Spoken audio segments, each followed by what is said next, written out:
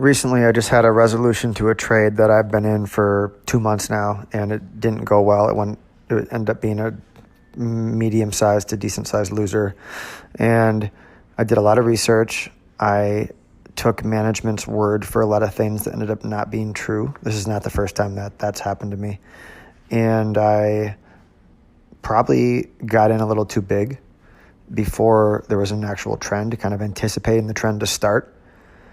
So I'm trying to take full accountability for this too. So when I say management misled me, it's more that I allowed that to happen, and I've had that happen a few times. So it's kind of a red flag in terms of you better have more than what management says when you're in a trade. And I thought I did, but I think a few things stand out, and I just wanted to share my reflections. So price action before this report came out was really negative for a week, and usually someone else knows more than you do. So that was one sign that I saw, but I kind of ignored it. The other thing, which I alluded to in the beginning, and I've learned over and over in my career, is my biggest winners have been medium-sized trades, medium-sized positions, whatever that is for you, that work out, and then I start adding to them once they prove they're working out. And this one was a large position, and it didn't. I'm trying to catch like that first impulse, which can be really tough. It's almost a lot of times it's easier to catch the second part of it. Or if you really need to be in, then you're in smaller, like you're sending scouts out, or doing a small investment to see if you should add more, kind of like a VC fund does or something. And you hear this again and again, and it's really good advice.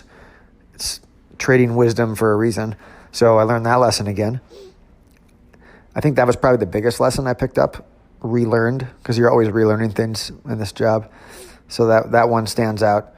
In terms of the management stuff and the price action before the report, all I'm going to say about that is the credibility of what someone, if you're doing stocks, so this is a stock trade, sometimes it's futures or macroeconomic and it's different, but in the stock situation, you have to really look at the credibility of what the individual or the company is saying and how they've been in the past.